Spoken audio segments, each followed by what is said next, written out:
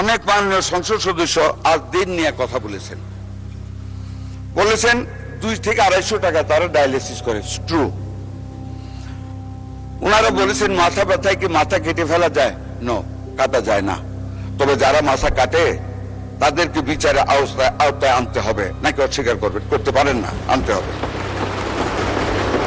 ওনারা কোভিড টাইমে ইউনাইটেড হসপিটালের আগুন লেগে 6 জন মারা গিয়েছে, তখন তো ইউনাইটেডের লাইসেন্স সরকার বন্ধ করেনি, এটা বলেছেন।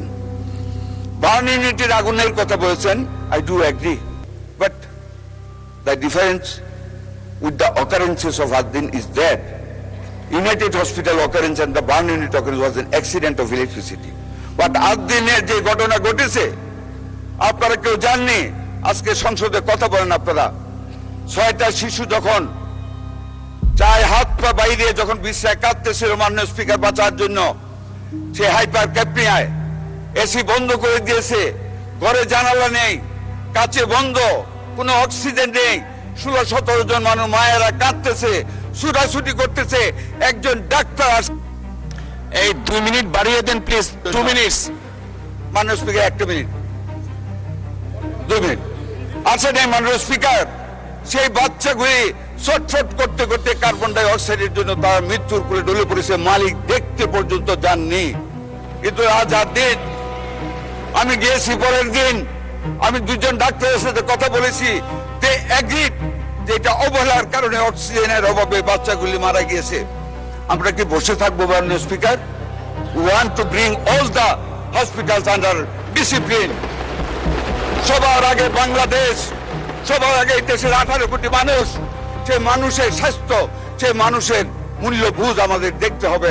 সেই বাচ্চাগুলি মারা গেল, কয়টা টাকা দেওয়ার ঘোষণা করেছে তাও পুরা দেয়নি, ওরা আমার কাছে এসেছে মাননীয় স্পিকার। আমরা লাইসেন্স স্থগিত করেছি। আপনারা প্রতিটা জিনিসকে কেন নিজেদের দলীয় আদর্শের সাথে একীভূত করেন? দলীয় আদর্শ দিয়ে দেশের বিরোধিতা করা যায় না, যা করেছেন 71 সনে। I am a freedom fighter, I must cry for my nation. আমি আমার মাননীয় প্রধানমন্ত্রী নিয়োজিত স্বাস্থ্যমন্ত্রী, I must look after the welfare of the health of my people. আমার বাচ্চাগুলি মরে যাবে বিনা চিকিৎসায়, that can't be. I went there, I heard the doctors, I met the mothers of that family. আমরা ডিসিপ্লিনের জন্য সেইখানে হসপিটালের পারমিশন নিয়েছে। সেই হসপিটালের 6টার মধ্যে একটা বেকারি কারখানা করেছে মাননীয় স্পিকার, গন্ধে ঢোকা যায় না। আর এমন বেকারি, এমন স্তূপ প্লাস্টিক বর্জ্যের, একটা আগুন লাগলে একটা রুগী, একটা অভিভাবক, একটা অ্যাটেন্ডেন্ট বাঁচতে পারবে না। এই কাজগুলি করেছে। মালিক একটা দিন দেখতে যায় নাই, মালিকের অবহেলার কারণে, উনার এক বইমের কারণে সেই পরিচালনা পর্ষদ চেঞ্জ করে উনার স্ত্রীকে চিফ এক্সিকিউটিভ করা হয়েছে। তারপর আপনারা বলবেন ওরা ঠিক, আমরা ঠিক না।